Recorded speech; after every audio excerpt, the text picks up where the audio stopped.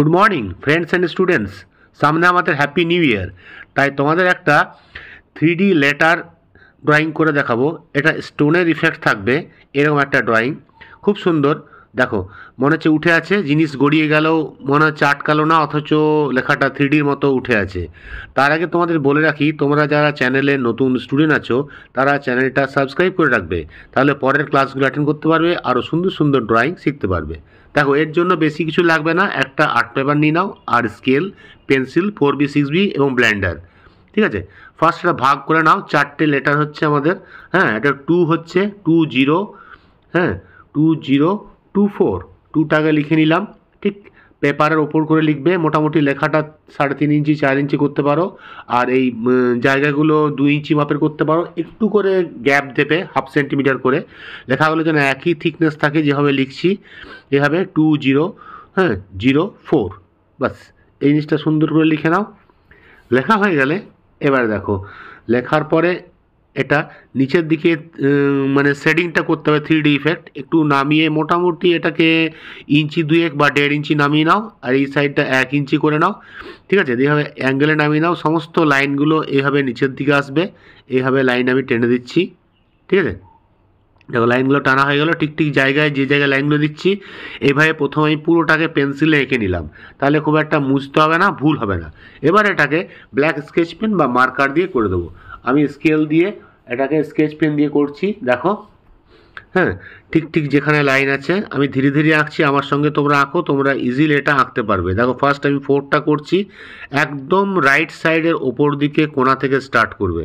ঠিক আছে, তাহলে 3D জিনিসটা ইফেক্টটা হবে এবং পেপারটা সাইডে লেফট সাইডে ব্ল্যাঙ্ক থাকবে। দেখো 2টা দেখো কীভাবে লিখছি, হ্যাঁ 2024 তো। দেখো এই সেম 2 আবার আরেকটা হবে, একই টাইপের একই মাপের যেন হয়, তাহলে জিনিসটা অ্যাকচুয়াল হবে। আর 0টা তো খুবই সুন্দর, রাউন্ড করে দিলে কোণাগুলো, আর স্ট্রেট লাইন দিলে ঠিক একই ঘরের একই মাপের করবে, তাহলে লেখার হরফটা দেখতে সুন্দর লাগবে এবং ছাপা প্রিন্টেড মনে হবে, তবে 3D ইফেক্টটা বোঝা যাবে। আবার 2টাও সে একইভাবে লিখছি। ঠিক আছে, মাপগুলো থিকনেসগুলো যেন একই থাকে সেভাবে করবে। আর স্কেল দিয়ে করবে, লাইনগুলো তাহলে স্ট্রেট হবে। ট্রান্সপারেন্ট স্কেল হলে ভালো হবে, লোহার স্কেলে খুব একটা করো না, কারণ ওগুলো মেটাল স্কেলে ভেতরটা দেখা যায় না। এবারে এই লাইনগুলো একই অ্যাঙ্গেলে তোমার লেফট সাইডে বাঁকিয়ে বাঁকিয়ে তোমাকে করতে হবে। ঠিক ঠিক কর্নার পোর্শন থেকে লাইনগুলো বেরোবে, তাহলে তোমার 3D জিনিসটা বোঝা যাবে। ঠিক যে জায়গায় লাইনগুলো হবে, দেখো রাউন্ড পোর্শনের লাইনগুলো নাও করতে পারো, আর করলেও অসুবিধা নেই। ঠিক ঠিক জায়গায় ভেতরে কোন কোন জায়গায় দেখো আছে।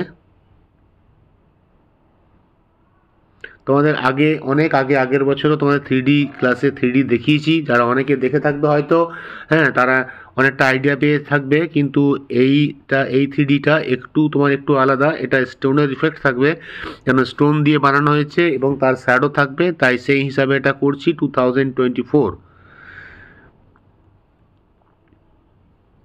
দেখো আমাদের 3D লেখাটা প্রায় হয়ে এলো। এরপরে তোমরা 4B 6B আর 10B 3টে পেন্সিল, ব্লেন্ডার, আর যাদের 0 ইরেজার আছে সেই 0 ইরেজারটা রেডি করে নাও। না হলে তোমরা নটরাজ ইরেজার বা নন ডাস্ট ইরেজারে হতে পারে, কর্নার নতুন ইরেজার হলে কর্নার দিয়ে মুছে তোমাদের স্টোনের ইফেক্টগুলো আসবে। এগুলো লাইনগুলো দিয়ে দাও, যেখানে যেখানে ফাটা ফাটা আছে বা স্টোনগুলো আছে সেভাবে তৈরি হয়েছে, সেই লাইনগুলো টাইপগুলো আমি তোমাদের দিয়ে দিলাম। ঠিক আছে, এরপরে আমি এটাকে শ্যাডো শুরু করব। প্রথমে তোমরা 4B দিয়ে হালকা শেডগুলো করে নাও, যেখানে যেখানে হালকা আছে।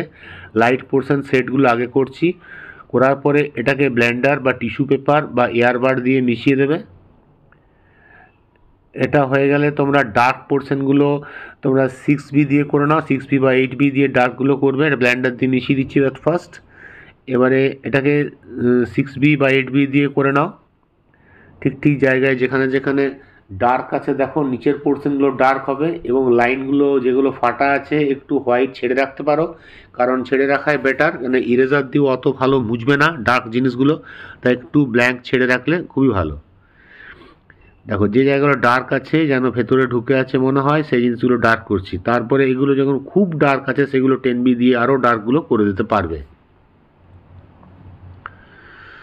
দেখো 0 আর 2 হয়ে গেল, আর এটা 2 আর 4 হলেই আমাদের এটা কমপ্লিট হয়ে যাবে। এটাকেও আবার সঙ্গে সঙ্গে ব্লেন্ডার দিয়ে মিশিয়ে দেবে। হোয়াইট লাইনগুলো গ্যাপ ছেড়ে রাখলেই ভালো, হ্যাঁ, তাহলে জিনিসটা ফাটার ইফেক্টটা আসবে। দেখো হয়ে গেল শ্যাডোটা। এবার এটা ব্লেন্ডার দিয়ে মিশিয়ে আবার জিরো ইরেজার দিয়ে মুছে, যে জায়গাগুলো হোয়াইট আছে মুছে মুছে এগুলো ক্লিন করে দাও। যাদের জিরো ইরেজার নেই তারা যে কোনো নন ডাস্ট ইরেজারের নতুন হলে তার কর্নার দিয়ে মুছেও এর কাজটা চালিয়ে নিতে পারবে। যেগুলো খুব ডার্ক আছে সেগুলো তোমরা আরও ডার্ক পেন্সিল দিয়ে ডার্কগুলো করে দেবে।